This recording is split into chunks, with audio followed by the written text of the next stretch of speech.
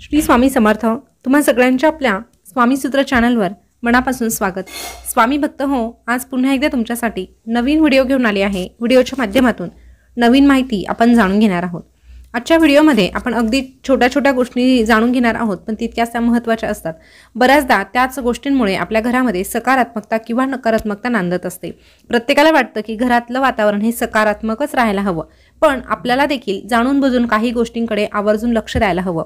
त्या गोष्टी जर कुठेतरी चुकीच्या घडत असतील तर त्यामध्ये बदल करून आपण निश्चितच आपल्या घरातलं वातावरण हे सकारात्मकतेने भरू शकतो। तशाच काही गोष्टींचा समावेश आजच्या या व्हिडिओमध्ये केलेला आहे, म्हणून व्हिडिओ शेवटपर्यंत आवर्जून ऐका।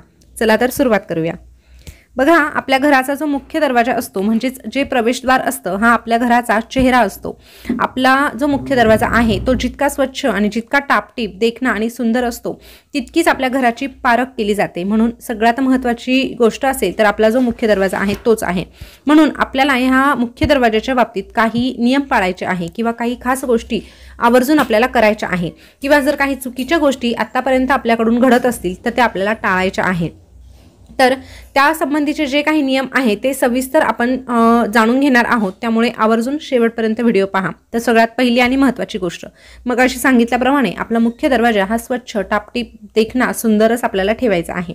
या व्यतिरिक्त आजकाल सेफ्टी डोअर देखील बसवले जातात, पण जो आपला मुख्य दरवाजा असतो तोच आपला मेन डोअर असतो। आपण ठीक आहे आपल्या सेफ्टीसाठी सेफ्टी डोअर बसवतो, पण त्याही पेक्षा आपल्याला जास्त लक्ष कशाकडे द्यायचं, तर जो आपला मेन दरवाजा असतो ना त्याकडे लक्ष द्यायचं आहे। तुम्ही आवर्जून सेफ्टी डोअर बसवा, हरकत नाही, पण त्याऐवजी जर तुम्ही मुख्य दरवाजाला जर काही शुभ गोष्टी लावल्या, शुभ चिन्ह लावली, त्याबाबत जर काही काळजी घेतली तर निश्चितच घरातलं वातावरण सकारात्मकतेने भरल्याशिवाय राहणार नाही। तर बघा, आपला जो मुख्य दरवाजा आहे तो लाकडाचा असतो, त्याची जी चौकट आहे ती देखील लाकडाची असते, पण आपण जो उंबरठा बसवतो ना तो मात्र आपल्याला खैर लाकडाचा बसवायचा आहे। बघा, खैर लाकूड हे खास उंबरठ्यासाठीच प्रसिद्ध आहे, त्यामुळे उंबरठा जर तुम्हाला करायचा असेल तर तुम्ही आवर्जून खैर लाकडापासूनच बनवा। आता हा उंबरठा बनवताना त्यामध्ये विविध प्रकारची रत्न देखील घातली जातात, किंवा पंचधातूची, सोन्याची, चांदीची देखील तार घातली जाते। ज्याच्या आर्थिक परिस्थितीनुसार तो तशा पद्धतीने करत असतो। पण जर तुम्हाला सगळ्याच गोष्टी करणं शक्य नसेल तर त्यातल्या फक्त 2 महत्त्वाच्या ज्या गोष्टी आहेत त्या जरी तुम्ही केल्या तरीही तुमच्या घरात येणारी जी नकारात्मकता आहे ती त्याच ठिकाणी रोखली जाईल। त्यातली पहिली महत्त्वाची गोष्ट काय, तर खैर लाकडापासून बनवलेला उंबरठा, आणि दुसरी म्हणजे पंचधातूची तार। आता सोन्याची आणि चांदीची तार घेणं प्रत्येकाला शक्यच होत नाही, त्यामुळे पंचधातूची तार जरी तुम्ही घेतली तरीही चालणार आहे। त्यामुळे अशा पद्धतीचा उंबरठा किंवा आपला जो मुख्य दरवाजा आहे त्याची सुरुवात आपल्याला अशाच पद्धतीने करायची आहे। आता उंबरठ्याच्या बाबतीत अजून एक गोष्ट अशी की बऱ्याचदा आपण आपल्या उंबरठ्यावर लक्ष्मीची पावलं चिटकवतो। प्लास्टिकमध्ये जी लक्ष्मीची पावलं मिळतात ना ती आपण चिटकवतो। आता त्यामागचा जो आपला हेतू आहे तो कितीही शुद्ध असला तरीही अशा पद्धतीने प्लास्टिकची लक्ष्मीची पावलं चिटकवणं हे चुकीचं आहे। आता तुम्ही जर चिटकवली असतील तर ते तुम्ही तसे राहू देऊ शकतात, पण मग त्याच्या बाबतीत आपल्याला एक काळजी घ्यायची आहे। चुकीचं का म्हटलं जातं, तर बऱ्याचदा काय होतं की ह्याच पावलांवर आपला पाय पडतो आणि कुठेतरी आपल्याकडून त्याचा अपमान होतो। म्हणून आपण जर ती पावलं चिटकवलेली असतील तर आपली जबाबदारी आहे की आपण त्यावर पाय पडू द्यायचा नाही। ठीक आहे, कोणीही जाणून बुजून करत नाही, पण चुकून जर या गोष्टी घडत असतील तर आपण आपल्याला एक सवय लावून घ्यायची की त्यावर आपल्याला पाय द्यायचा नाही। या व्यतिरिक्त काही जण चांदीची देखील लक्ष्मीची पावलं कायमस्वरूपी ठेवतात, तशीही ठेवली असतील तरीही आपल्याला तीच काळजी घ्यायची आहे, त्याच्यावर चुकूनही आपल्याला पाय द्यायचा नाही। या व्यतिरिक्त अजून तुम्ही कुठलेच पावलं चिटकवलेले नसतील तर सरळ तुम्ही रांगोळीने दररोज पावलं काढत जा, कारण रांगोळी म्हटलं तर दिसायला आकर्षक असते, सफेद रंग पटकन नजरेस पडतो आणि त्यामुळे आपल्या चुकून सहजासहजी रांगोळीवर कोणीही पाय देत नाही। अगदीच लहान मुलांचा विषय सोडला तर जाणून बुजून कोणीही रांगोळीवर पाय देत नाही, त्यामुळे शक्यतो रांगोळीनेच लक्ष्मीची पावलं काढण्याचा प्रयत्न करा। त्यानंतर आपला जो मुख्य दरवाजा आहे त्यावर आपल्याला काही शुभ चिन्ह देखील लावायचे आहे। त्यामध्ये स्वस्तिक असतं, शुभ लाभ हे नाव असतं, तांब्याचा सूर्य असतो। अशा विविध प्रकारची जे काही शोभेची वस्तू आहे किंवा शुभ चिन्ह आहे ते आपण मुख्य दरवाजावर लावत असतो, ती लावायला काहीही हरकत नाही। आता सगळ्याच शुभ वस्तू लावायच्या आणि आपला संपूर्ण दरवाजा झाकून टाकायचा असं देखील करायचं नाही। अगदी मोजक्या वस्तू लावायच्या, पण त्याने आपला दरवाजा चांगला दिसेल, आपल्या घरातलं वातावरण सकारात्मक राहील एवढाच विचार आपल्याला करायचा आहे। अगदीच लावायचं म्हणून सगळंच लावण्याची गरज नाही, थोडं का होईना पण व्यवस्थितरित्या आपल्याला ते लावायचं आहे। या व्यतिरिक्त बऱ्याच ठिकाणी मुख्य दरवाजावर देवांचे फोटो लावलेले आपल्याला बघायला मिळतात। त्यामध्ये स्टिकर्स, आता बाजार म्हटलं तर भरपूर काही गोष्टी विकायला असतात, पण म्हणून आपण सगळ्याच गोष्टी विकत घेऊन यायच्या नाही आणि त्या कुठेही चिटकवायच्या नाही। जसं की स्वामी महाराजांचं देखील एक स्टिकर मिळतं, ते आपण दरवाजावर चिटकवतो। गजानन महाराजांचं, साईबाबांचं, भगवान शंकरांचं, गणपतीचं हे जे आपण चित्र मुख्य दरवाजावर चिटकवतो ना, हे देखील अतिशय चुकीचं आहे। तुम्हाला जर लावायचं असेल तर तुम्ही शुभचिन्ह लावा किंवा श्री स्वामी समर्थ अशा पद्धतीचं जे नाव मिळतं ना, ते जरी तुम्ही लावलं तरीही चालेल, पण फोटो लावू नका, कारण ते देखील आपल्या नियमांमध्ये बसत नाही। आता मुख्य दरवाजावर जर कोणाचा फोटो लावायचा असेल तर तो फक्त गणपती बाप्पांचा लावला जातो। या व्यतिरिक्त ज्यांचं दक्षिणमुखी घर आहे ते मारुती रायाचा फोटो लावत असतात, पण तो देखील अगदीच मुख्य दरवाजावर येत नाही। तर मुख्य दरवाजावरची जी भिंत असते त्या भिंतीवर आपण गणपतीची एखादी टाईल्स लावतो किंवा फोटो आपण त्या ठिकाणी लावू शकतो, पण अगदीच मुख्य दरवाजावर कुठलाही देवतेचा फोटो लावायचा नाही। ज्यांचं दक्षिणमुखी घर आहे ते हनुमानाचा फोटो लावतात किंवा इतरांनी देखील गणपती बाप्पांचा कायमस्वरूपी फोटो लावला प्रत्येकाने, तरीही गणपती बाप्पा आपल्या घरामध्ये विघ्न येऊ देत नाही असं त्या ठिकाणी मान्यता आहे। तर तुम्हाला लावायचं असेल तर दरवाजाच्या वरती लावा, पण मुख्य दरवाजावर लावू नका। त्यानंतर बऱ्याचदा मुख्य दरवाजाला विविध प्रकारचे खिळे ठोकलेले असतात किंवा ती पट्टी मिळते ना कपडे अडकवण्याची, ती लावलेली असते आणि मग दरवाजाच्या मागेच आपण आपले कपडे वगैरे लावतो, पण हे देखील चुकीचं आहे। आपला जो मुख्य दरवाजा आहे त्या ठिकाणी चुकूनही अशा प्रकारे फळी ठोकू नका। मुळात मुख्य दरवाजाला कुठलीही चूक, कुठलाही खिळा ठोकायचाच नाही। अगदीच घर छोटं असेल तर आपल्याला ह्या गोष्टी कराव्या लागतात, समजू शकतो, पण दरवाजाला न लावता जी दरवाजाच्या मागची जी भिंत असते त्या ठिकाणी जर तुम्ही तशी पट्टी ठोकली आणि तिथे जर तुम्ही कपडे ठेवले तर चालणार आहे। पण जर तुम्हाला दुसरे रूम मिळत असतील तर नक्कीच तुम्ही मुख्य दरवाजाची जागा तेवढी सोडूनच द्या, पण नाईलाजास्तव तुम्ही त्या भिंतीला लावा, दरवाजाला चुकूनही अशा प्रकारे खिळे वगैरे ठोकू नका। ही विशेष काळजी तुम्हाला घ्यायची आहे। त्यानंतर मुख्य दरवाजासमोर कधीही कुठलंही झाड नसावं, मग ती तुळस असली तरीही ती तुळस आपल्याला अगदीच मुख्य दरवाजासमोर ठेवायची नाही, कारण दरवाजासमोर जेव्हा आपण एखादं झाड लावतो, छोटंसं रोपटं लावतो, तेव्हा आपल्याला द्वारवेध निर्माण होत असतो आणि म्हणून आपल्या घरामध्ये कुठेतरी तो दोष लागतो। म्हणून तुम्हाला जर घराच्या समोर तुळस लावायची असेल तर ती थोड्याशा तिरकस पद्धतीने तुम्ही लावू शकतात, पण अगदीच मुख्य दरवाजासमोर तुम्ही अशा प्रकारे तुळस ठेवणं हे देखील चुकीचं असतं। मुख्य दरवाजाच्या समोर चुकूनही चप्पल बूट काढू नये।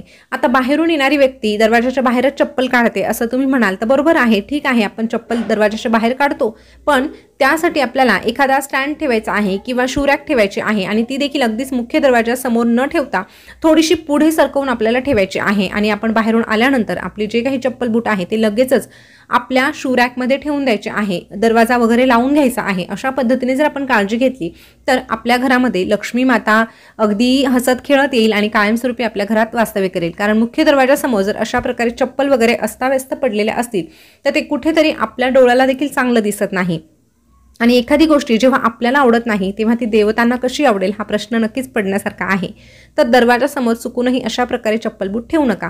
हो, कधी काळी जर आपल्याकडे पाहुणे रावळे आले आणि मग तशा वेळेस त्या गोष्टी घडत असतील तर ठीक आहे, आपण प्रत्येकाला त्या गोष्टी सांगू शकत नाही, पण आपल्या स्वतःसाठी मात्र आपल्याला ही काळजी घ्यायचीच आहे। दुसऱ्यांना सांगण्यापेक्षा आपण जर स्वतःसाठी हा नियम पाळला तर प्रत्येकाला घरातल्यांना ती सवय लागते आणि आपल्या घरामध्ये लक्ष्मी कायमस्वरूपी टिकते। त्यानंतर सणावाराला, विशेष तिथींना आपल्या मुख्य दरवाजाला आवर्जून आंब्याचं तोरण लावावं। आंब्याची पानं घेऊ शकतात, त्यासोबत झेंडूची फुलं, अशोकाची जी पानं आहेत ती देखील घेतली जातात। अगदीच दररोज प्रत्येकाला शक्य होत नाही, ठाऊक आहे, पण सणावाराला तर नक्कीच आपण ह्या गोष्टी करायला हव्या। या व्यतिरिक्त दररोज जर तोरण लावून आपल्याला शक्य होत नसेल तर आपल्या मुख्य दरवाजावर जे बाजारात विविध प्रकारचे तोरण मिळतात ना ते देखील आपण लावू शकतो। त्यामध्ये कवडीचं तोरण मिळालं तर आवर्जून कवडीचं तोरण लावायचं आहे। कवडी म्हटलं तर माता लक्ष्मीला अतिशय प्रिय आहे। कवडीचा संबंध थेट आपल्या हिंदू धर्माशी येतो, त्यामुळे कवडी ही खूप विशेष मानली जाते। आपण देवघरातही कवडीची पूजा करतो। अशा प्रकारे जर आपण कवडीचं तोरण आपल्या मुख्य दरवाजावर लावलं तर आपोआप माता लक्ष्मी त्या कवडीकडे खेचत येते आणि कायमस्वरूपी आपल्या घरामध्ये वास्तव्य करते। या व्यतिरिक्त कवडीचं घेणं तुम्हाला लगेचच शक्य नसेल तर एखाद्या शुभचिन्हांची त्या तोरणावर नावं आहे किंवा डिझाईनमध्ये ते बनवलेलं आहे, तर अशा पद्धतीचं तोरण देखील तुम्ही लावू शकतात। आता तोरणाच्या बाबतीत अजून एक गोष्ट सांगायची झाली तर तर ती अशी की सणावाराला आपण तोरण लावतो, पण ते तोरण लावताना आपण खूप हौसमौस दाखवतो आणि तोरण लावतो, पण ते काढताना मात्र आपल्याला विसर पडतो आणि अगदी महिनोन-महिने आपलं जे तोरण आहे ते तसंच त्या ठिकाणी सुकून जातं. अक्षरशः ती पानं, ती फुलं सुकून जातात, तरीही आपल्याला आठवण येत नाही. आणि जेव्हा ही तोरण अशा पद्धतीने सुकून जातात तेव्हा ती नकारात्मकता आणण्याचं काम करतं. म्हणून आपल्याला आपण जे तोरण लावलेलं आहे ते दुसऱ्याच दिवशी लगेचच काढून घ्यायचं आहे, कारण आपण देवांना वाहिलेली जी फुलं आहेत ती देखील संध्याकाळी किंवा दुसऱ्या दिवशी लगेच काढून घेतो. त्यामुळे तोरण देखील आपल्याला दुसऱ्या दिवशी लगेच काढून घ्यायचं आहे, ते तसंच ठेवायचं नाही. त्यासोबतच आपल्याला आपल्या उंबरठ्यावर किंवा आपल्या मुख्य दरवाजासमोर छोटीशी का होईना रांगोळी काढायची आहे. हे बघा, अगदीच फ्लॅट म्हटलं तर आपल्याला खूप मोठी जागा मिळत नाही. अगदी छोटीशी जरी जागा मिळाली तरीही आपल्याला त्या ठिकाणी अगदी छोटीशी रांगोळी काढायची आहे. दररोज जर शक्य नसेल ठीक आहे, कामानुसार आपल्याला दररोज वेळ मिळत नाही, तर कमीत कमी गुरुवारच्या दिवशी, मंगळवारच्या दिवशी, शुक्रवारच्या दिवशी किंवा सणावाराला तरी आपल्याला हे छोटंसं काम करायचंच आहे. कारण जेव्हा आपल्या दारात रांगोळी असते तेव्हा आपोआप आपल्या मुख्य दरवाजासमोरचं जे वातावरण आहे ते प्रसन्न होऊ लागतं आणि ती प्रसन्नता आपोआप आपल्या घरामध्ये प्रवेश करते. त्यानंतर जो आपला मुख्य दरवाजा आहे तो आवाज करणारा किंवा उघडताना तो दरवाजा जर अडकत असेल किंवा करकर आवाज जर त्या दरवाजामधून येत असेल तर आपल्याला त्याची देखील विशेष काळजी घ्यायची आहे. त्यामध्ये आपण तेल सोडून तो आवाज नक्कीच तात्पुरता बंद करू शकतो किंवा जर दरवाजा अगदीच खराब झालेला असेल तर तो आपल्याला बदलायला हवा. ठीक आहे, त्यासाठी आपल्याला खर्च करावा लागतो, पण थोड्या दिवसांनी का होईना आपल्याला तो दरवाजा बदलायचाच आहे. जर अगदीच तो जीर्ण झालेला असेल तर आपल्या घरामध्ये कधीही सकारात्मकता राहू शकत नाही. मुख्य दरवाजा जर जीर्ण झाला तर त्याचा सरळ परिणाम आपल्या आरोग्यावर होत असतो. म्हणून मुख्य दरवाजा जर अगदीच खराब झालेला असेल तर तो बदलल्याशिवाय पर्याय नाही. त्यानंतर मुख्य दरवाजा जो आहे ना तो शक्यतो घड्याळाचा काटा जसा फिरतो ना क्लॉकवाईज तशा पद्धतीचा आपला मुख्य दरवाजा उघडणारा असावा. म्हणजे आपण आतमध्ये असतो, आतून जेव्हा आपण आपला मुख्य दरवाजा उघडतो तेव्हा घड्याळाचा काटा ज्या दिशेने फिरतो म्हणजे उजव्या बाजूने तो दरवाजा उघडायला हवा अशा पद्धतीचा जर दरवाजा असेल तर अतिउत्तम. पण जर तुमचं जुनं घर असेल किंवा अगोदर तुम्ही दरवाजे वगैरे बसवलेले असतील तर हरकत नाही, जसं आहे तसं राहू द्या. या व्यतिरिक्त मुख्य दरवाजावर आपण जे काही उपाय, ज्या काही सेवा करत असतो किंवा जे काही शुभचिन्ह लावत असतो त्याने देखील तो जो वास्तुदोष आहे तो आपोआप दूर होणार आहे. त्यामुळे काळजी करू नका, पण असल्यास खूप चांगली गोष्ट आहे. त्यानंतर आपल्या घरामध्ये कधीही नकारात्मकता प्रवेश करू नये असं वाटत असेल तर अमावस्या पौर्णिमेला आवर्जून आपल्या मुख्य दरवाजाच्या बाहेर कोहळा किंवा गोरख चिंच आवर्जून लावायची आहे. ती लावताना अशा पद्धतीने लावायची जेणेकरून घरामध्ये प्रवेश करणारी व्यक्ती, मग ती आपण स्वतः असू द्या किंवा येणारी जाणारी कोणीही व्यक्ती असू द्या, ती त्या कोहळा खालून किंवा गोरख चिंचे खालून आली पाहिजे. त्याने काय होतं की जेव्हा ती व्यक्ती घरात प्रवेश करते तेव्हा ती प्रवेश करण्या अगोदर तिच्यातली जी नकारात्मकता आहे ती हे फळ म्हणजे कोहळा किंवा गोरख चिंच आहे ते खेचून घेतं आणि मग ती व्यक्ती आपल्या घरामध्ये शुद्ध मनाने येते. त्यामुळे आपल्या मुख्य दरवाजावर गोरख चिंच किंवा कोहळा लावायचाच आहे. या व्यतिरिक्त नजराणा हे देखील तुम्ही नाव ऐकलं असेल, ते देखील आपल्या मुख्य दरवाजाच्या ठिकाणी जर आपण लावलं तर त्याने देखील आपल्या घरामध्ये प्रवेश करणारी व्यक्ती जी आहे ती जे काही वाईट विचार घेऊन येते त्याच ठिकाणी रोखले जातात आणि ती व्यक्ती सकारात्मक विचाराने आपल्या घरामध्ये प्रवेश करते. त्यामुळे ह्या छोट्या छोट्या गोष्टींचा अवलंब जर आपण आपल्या आयुष्यामध्ये केला तर निश्चितच त्याचा सकारात्मक असा बदल आपल्या जीवनामध्ये दिसून येतो.